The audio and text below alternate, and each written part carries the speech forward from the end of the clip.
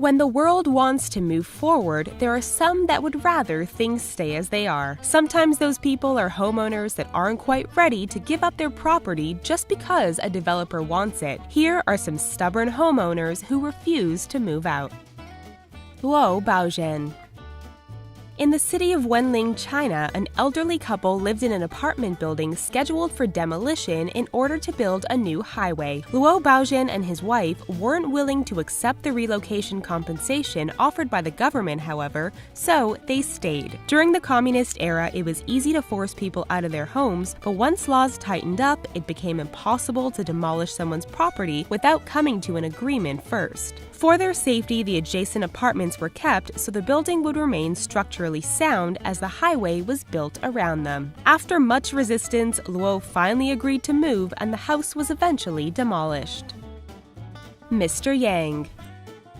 During China's rapid urban development in the mid-2000s, Mr. Yang's three-story home in Yicheng, China was highly sought after since it was in the middle of what would become a high-tech industrial park. But Mr. Yang and his family weren't willing to relocate, so the construction began around them, leaving their home in the middle of a pit. By 2012, the Yangs and the developers had yet to come to an agreement, so they shut off the family's water and electricity. They relied on lamps and candles for light and walked a kilometer away daily to collect water. Austin Spriggs. In downtown Washington during the height of the real estate boom, Austin Spriggs owned a townhouse where developers were beginning to build condos and offices. He'd been using it for his small architecture firm since the 80s, and he wasn't keen on selling it. While developers offered him nearly $2 million for the property, he still wouldn't sell, at least until they offered more. After a while, the developers gave up. Trying to get some money out of the home, Spriggs tried turning it into a pizzeria. It never opened, and with the bank threatening to foreclose on him, he sold it in 2011 for $750,000. Ye Tan and Shen.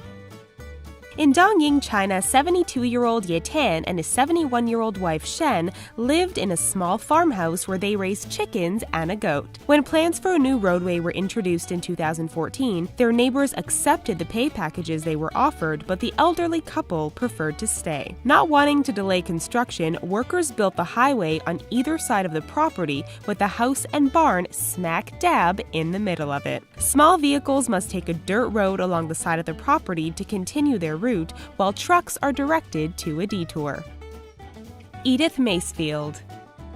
84-year-old Edith Macefield lived in Seattle in a tiny two-story home, and the area was quickly changing around her. Houses were being replaced with boutiques and condos, and developers were looking to expand even further. They came knocking at her door with an offer to buy so they could bulldoze her home and build a shopping mall. She refused, even after being offered millions for the tiny house, so they built around her. She formed an unlikely friendship with the construction chief, Barry Martin, who would pick up medication and groceries for the stubborn old lady. When she passed away at 86 years old, Barry was shocked that she'd willed the home to him. Wu Ping and Yang Wu. For 3 years, developers tried to convince Wu Ping and her husband Yang Wu to leave their home as their neighbors had done so they could complete work on a new shopping center. They lived in Chongqing, China, and had been fighting with developers since 2004 after 280 other homes were demolished. Construction continued around them, leaving their home like an isolated island as negotiations raged on. They finally came to an agreement in 2007 and the house was torn down. ISHMAEL Bermudez. For nearly 50 years, 65-year-old ISHMAEL Bermudez, also known as Golden Eagle, has lived in his Miami home, which he believes sits atop sacred Native American ground. He has been excavating his backyard, discovering a natural spring and what he believes to be Native American artifacts. When skyscrapers, construction, and busy roads began cropping up around his colorfully painted wooden house, Bermudez refused to sell unless developers could guarantee the preservation of the sacred ground. Even though he has been offered $1.8 million for the home, he continues to refuse until he can be assured that the land will be protected. How do you feel about these stubborn homeowners refusing to move? Let us know in the comments, and please don't forget to give us a thumbs up and subscribe to The Richest for more incredible videos daily. Thanks for watching!